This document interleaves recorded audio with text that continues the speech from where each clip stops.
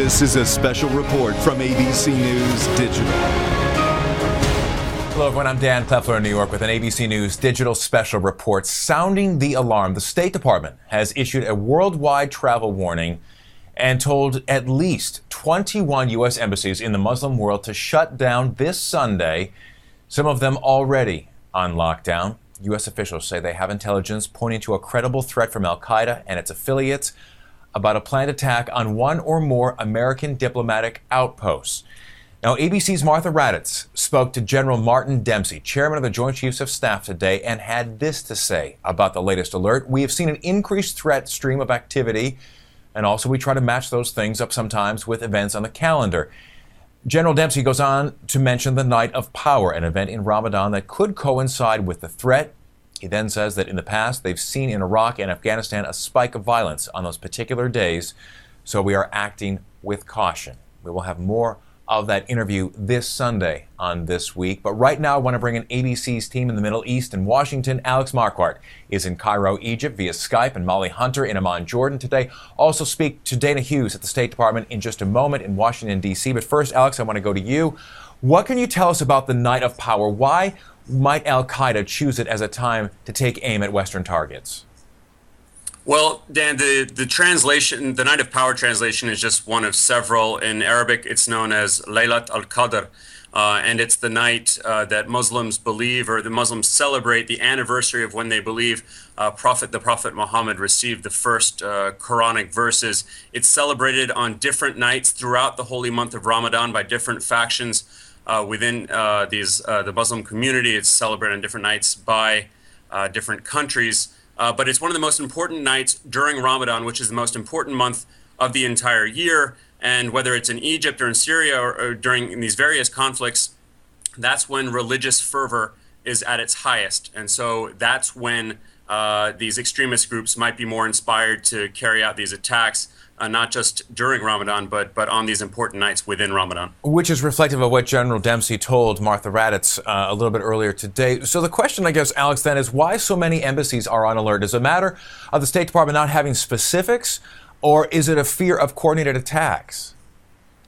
Well, certainly if they have specifics, they haven't shared them with the public, and I'm not sure to what extent they've shared them actually with their embassies. I've been in contact with the U.S. Embassy here.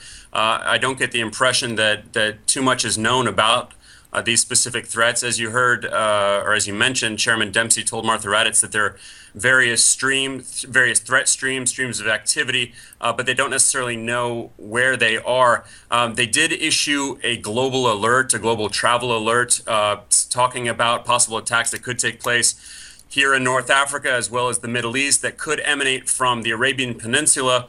Of course, Al-Qaeda in the Arabian Peninsula in Yemen is considered to be one of the most dangerous, one of the most advanced Al-Qaeda cells in the world. So it's clear that they believe the threat could either emanate or at least be directed towards countries across the Middle East. And as you mentioned, 21 of those embassies or diplomatic posts, including consulates, have been closed. And really the only embassies or diplomatic posts in the world that are open on Sundays, except for Israel, are in the Muslim world. So it's clear that the intelligence community believes that the threat will come and or be directed at this region. What about the embassy in Cairo? Is it closed right now? It is closed right now, but today's Friday, so it would be closed anyway. We drove past it earlier today. I've been there many times. I didn't see any sort of increased level of security, at least on the outside. General Dempsey did say that they would be raising the security levels at the various embassies, specifically at the embassies that they consider to be the biggest targets.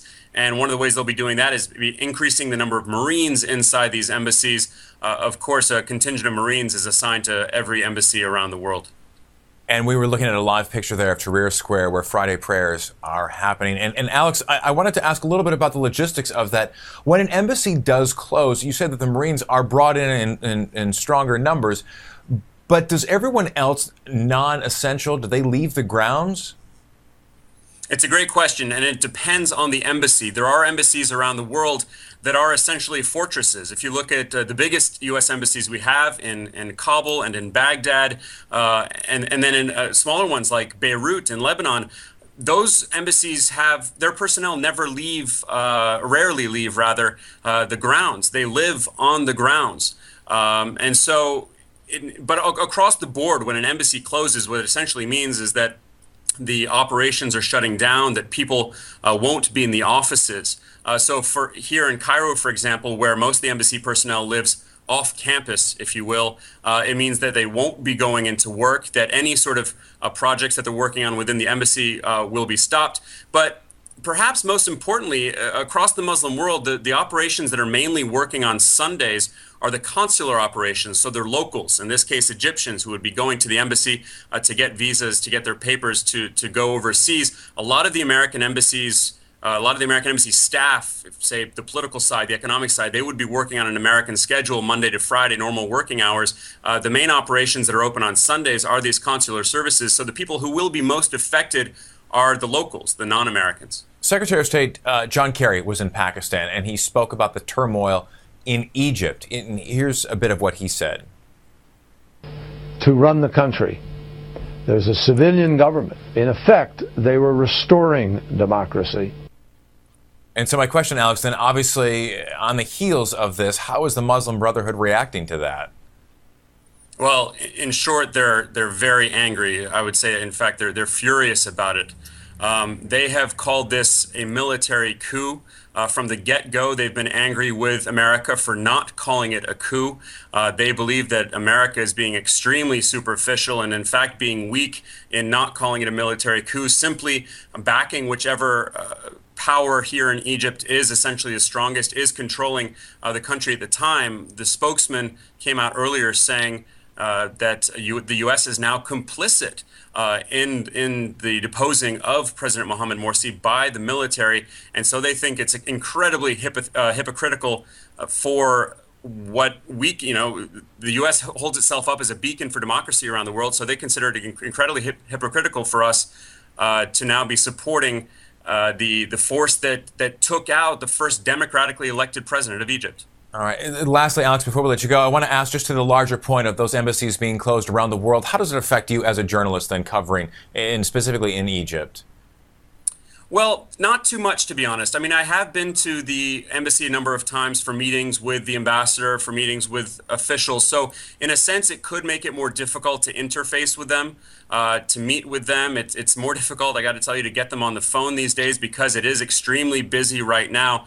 In calmer times, it's very easy to swing by the embassy, meet with officials to get a sense of what they're thinking. Today, for example, I met with an embassy official, and we had to do it in a cafe quite a long distance away from the embassy. So in that sense, it'll affect what we're doing, but not too much. It really will be affecting mostly the locals, the Egyptians here, who are trying to go in on Sunday to get their visas to the States. All right, ABC's Alex Marquardt in Cairo, Egypt. Alex, thank you, and of course, stay safe as always. Right now, I want to bring in ABC's Molly Hunter. She is in Amman, Jordan. Molly, the embassy in Amman also scheduled to be closed on Sunday, right? Is the city on high alert from what you can tell? It's not. As Alex was saying, it's not visible from the outside here either. We drove by the embassy. It's in one of the nicest neighborhoods in Amman, usually very heavily guarded and still very heavily guarded. Nothing was obvious to the eye. What about any public statements from local authorities? Are they telling anyone to be aware, to be on the lookout for anything? I know obviously stateside, when any kind of a warning comes about, there are very specific protocols that the local authorities will follow as far as issuing to citizens. But what about in Jordan? In this instance, I think part of it is that it's unclear. They don't necessarily know, and if they do know, I'm not sure that they've told their Jordanian counterparts. We spoke with both Jordanian officials today and the U.S. Embassy, and Jordanian officials deferred us to the U.S. Embassy officials with kind of any logistical or operational questions. The U.S. Embassy officials told us, if you need us, call us, but don't go hanging around the U.S. Embassy in Amman on Sunday. Really interesting. What about Americans that are there? Are there safety precautions been put into place, or what are you being told? Look, we're being told to avoid the embassy as well. We're being told to avoid major crowd areas, major tourist hotspots. Amman has seen some major terrorist attacks in the last 10 years on big hotels. So I probably won't be swinging by the Four Seasons or the Intercon, which are kind of major tourist hotspots filled with Americans. But we're being told it's business as usual, but be on alert on Sunday. All right, ABC's Molly Hunter in Amman, Jordan. Molly, thank you for that. And of course, stay safe as well. I want to go to Washington. Our Dana Hughes is at the State Department. And Dana, the state is using language that is not its run-of-the-mill stay alert warning. When was the last time we've had this number of closings for embassies? Well, Dan, that's a really interesting question. The last time that there was kind of a mass number of closings was right after the Benghazi consulate attack and the protests around the Muslim world for that anti-Muslim film. Now, what State Department officials say is that that was actually different than what's happening now. There was a very public angry threat towards Americans. The last time there was a number of embassies closed because of an intelligence tip happened the first anniversary of 9/11. But even then, we're not sure. We're checking to see. This might be the largest number of closings of embassies that has occurred. So, given that, is it fair for those that might say this could be an overreaction to last year's attack in Benghazi, Libya, or is it strictly based on intelligence? I think that it's a combination of both. I don't know that the State Department would say it was an overreaction. Remember that for the good part of the last year, the department has been hammered by members of Congress for not taking threats against diplomatic posts seriously.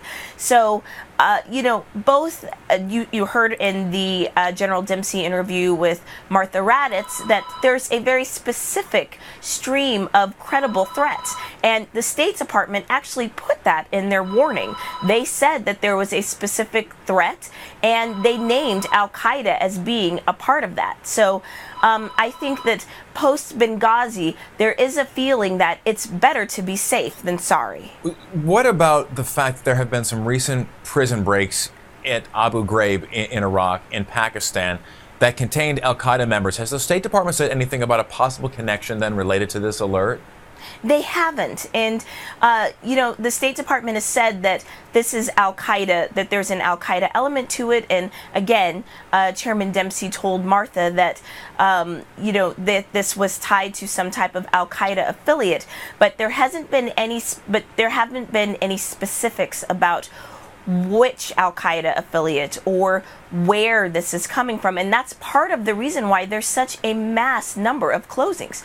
They know that there's a threat out there, but they can't pinpoint exactly who or where it might occur. A lot of people that are watching, they're trying to just get more information as far as what this travel alert actually means for them and what they should be doing. So what is the State Department saying U.S. citizens should be doing based on this information?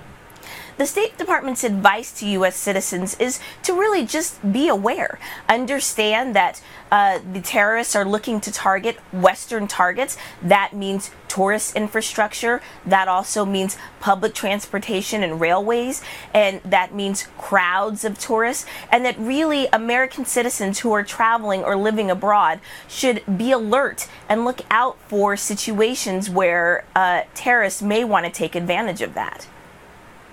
All right, ABC's Dana Hughes at the State Department, rounding up our team coverage. Molly Hunter in Amman, Jordan. Both of you, thank you very much for that. The latest on the travel warning and this weekend's threat here on abcnews.com. And this Sunday, be sure to tune in to This Week with George Stephanopoulos and see Martha Raddatz's full interview with General Martin Dempsey.